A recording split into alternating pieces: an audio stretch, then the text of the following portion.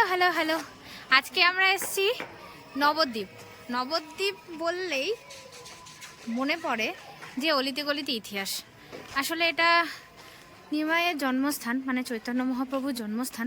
তো আমরা প্রথমেই চলে এসেছি চৈতন্য মহাপ্রভুর জন্মভিটে, মানে যেখানে উনি জন্ম নিয়েছিলেন সেটা দেখতে। তো আজকে তোমাদেরকে নবদ্বীপের ছোট ছোট কিছু টুকরো টুকরো ইতিহাস, যেটুকুনি আমি জানতে পেরেছি একটা বই থেকে, সেইগুলো তোমাদেরকে জানাবো আর তার সঙ্গে দেখাবার চেষ্টাও করব।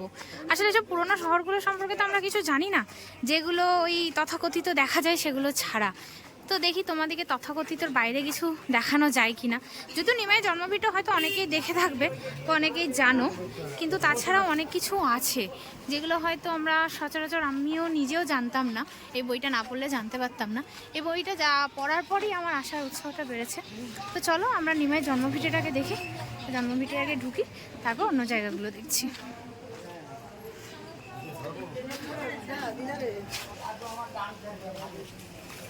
আচ্ছা, এটা হচ্ছে নিমাইয়ের ভিটে।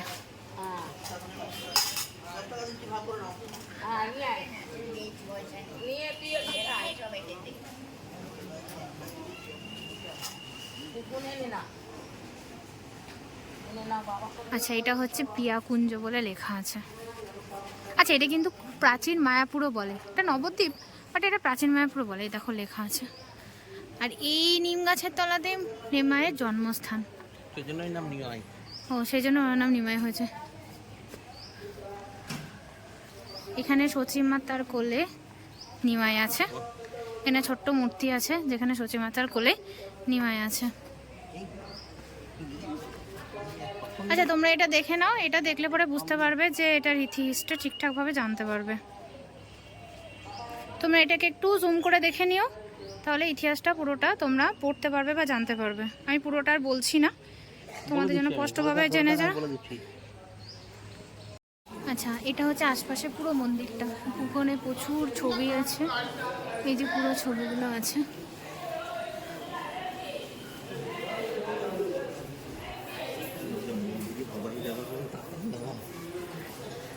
কিন্তু এই গাছটা কিন্তু নিমাইয়ের জন্ম সময় থেকেই আছে। এটা বহুত প্রাচীন গাছ।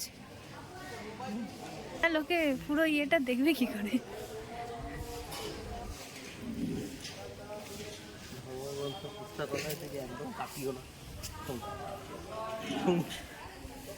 এই যে এটা হচ্ছে নিমাইয়ের জন্মস্থান। আর ওই দিকে হচ্ছে গোশালা, ওইদিকে মনে হয় রান্না বান্নার ব্যবস্থা আছে। হ্যাঁ, বড় বড় কড়াই আছে। হ্যাঁ, এইদিকে মনে হয় রান্নার ব্যবস্থা, খিচুড়ির কড়াই, ভোগের কড়াই। আর ওই যে গৌশালা, খিচুড়ির মধ্যে ডাইভ মারতে হবে।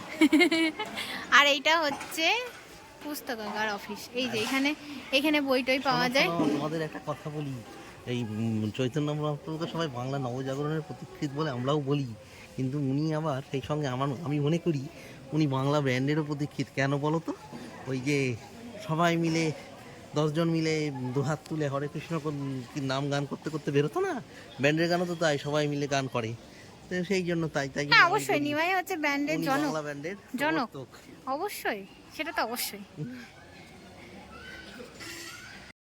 হ্যাঁ, একজনের মহাদেব, যেখানেই যাই ওনাকেই পাই আমি। এই যে আমার মহাদেব, এটা শিবলিঙ্গ। দেখো, বৈষ্ণব শাক্ত তীর্থের দারুণ মেলবন্ধন। মা দুর্গাও রয়েছেন এখানে। আমরাই আলাদা করি, আমরাই সত্যি আলাদা করি।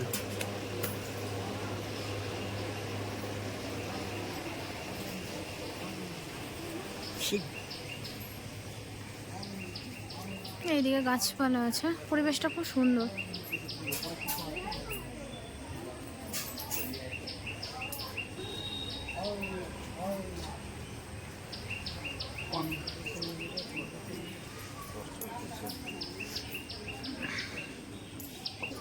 এখানে জগন্নাথ দেবের মূর্তি আছে। এখানে সবাই সাধু সন্তদের ছবি, গোসাইদের সব, এখানে সব গোসাইদের ছবি আছে। আমি গোস্বামী কেউ, আমি কি সব কিছু জানি নাকি? সব হিস্ট্রি কি করে জানবো?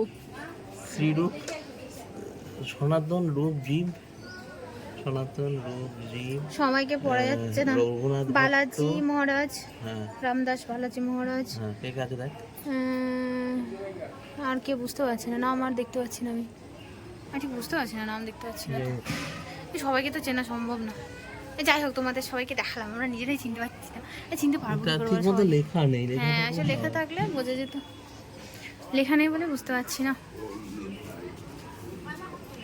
আচ্ছা, আমাদের মায়ের জন্মভিটে ঘোরা শেষ। তোমাদের জন্য হিস্ট্রিটাও আমি তুলেছি, বলতে পারিনি কারণ অতক্ষণ ধরে তো পড়া সম্ভব না, আরও লোকজন আছে, আর তাছাড়া ক্যামেরা না নিষিদ্ধ সব জায়গাতে, কখন এসে ধরবে সেই ভয়টাও পাচ্ছিলাম, তো তার জন্য তো পড়তে পারিনি। তোমরা একটু পজ করে দেখে নাও। তো এটা একটা ছোট্ট হিস্ট্রি আমাদের নবদ্বীপের। পরবর্তী ডেস্টিনেশনে দেখা যাক কি পাওয়া যায়। তো চলো আমরা পরবর্তী ডেস্টিনেশনে যাই এবং তোমাদেরকেও দেখাই। ওকে, বাই।